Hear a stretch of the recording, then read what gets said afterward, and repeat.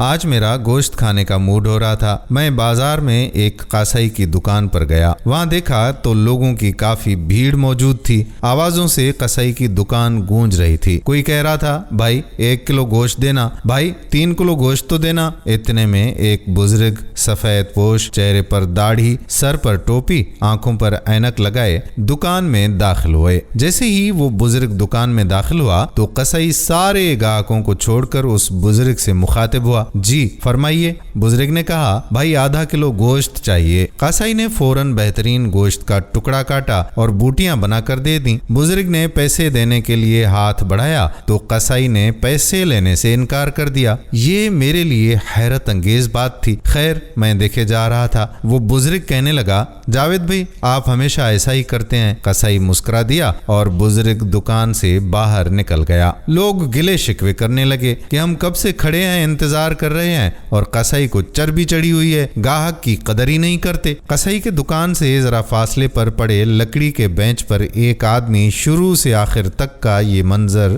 آرام سے دیکھ رہا تھا۔ وہ دیر تک بیٹھا دکان کے خالی ہونے کا انتظار کر رہا تھا۔ گاہک نپٹا کر جیسے ہی قصائی فارغ ہوا تو وہ آدمی اٹھ کر قصائی کے پاس آیا اور کہا کہ 2 کلو گوشت چاہیے۔ پھر اس نے پوچھا کہ بھئی ابھی جو بزرگ آپ کی دکان سے گوشت لے کر گئے ہیں، کیا آپ کے کوئی قریبی رشتہ دار لگتے تھے؟ سارے گاہکوں کو چھوڑ کر آپ نے سب سے پہلے اس کو گوشت دیا۔ قصائی مسکرایا اور کہنے لگا، جی نہیں۔ وہ تعجب میں پڑ گیا۔ میں بھی بڑا تعجب میں تھا اور ان کی باتیں سن رہا تھا۔ اس شخص نے پوچھا، تو پھر وہ کون تھے؟ قصائی بولا کہ جناب وہ ہمارے مسجد کے امام صاحب ہیں۔ جو شخص ہماری آخرت بنانے کی فکر میں رہتا ہے اور جس نے ہماری نمازوں کی ذمہ داری لے رکھی ہے اور ہمارے بچوں کو قرآن اور حدیث کا درس دیتا ہے، کیا دنیا میں اس کے ساتھ اچھا معاملہ میں نہ کروں؟ اس نے کہا، اوہ اچھا، مگر تم نے اس سے پیسے کیوں نہیں لیے؟ قصائی پھر مسکرایا، بولا، کیا تمہیں نہیں پتا کہ مسجدوں کے اماموں کو کیا دیا جاتا ہے؟ اتنے پیسوں کے تو بھائی جان لوگ مہینے میں سگریٹ پی جاتے ہیں۔ وہ سوچنے لگا کہ واقعی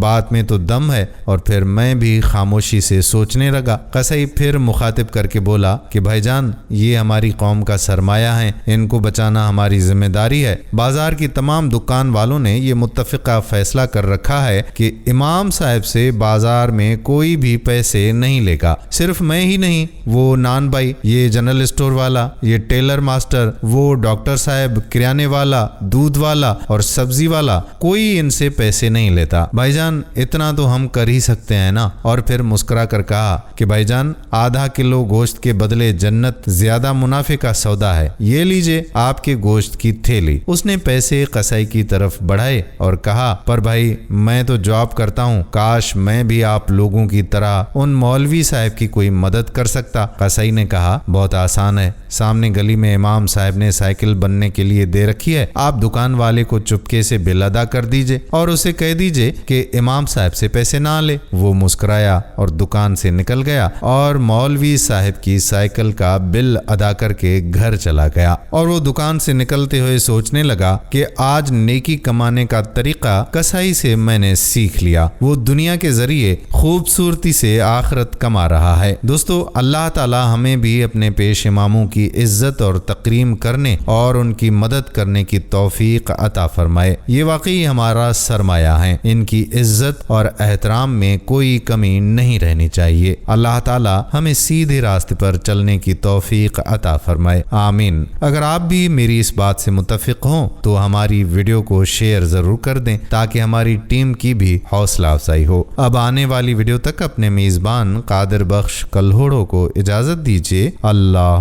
حافظ۔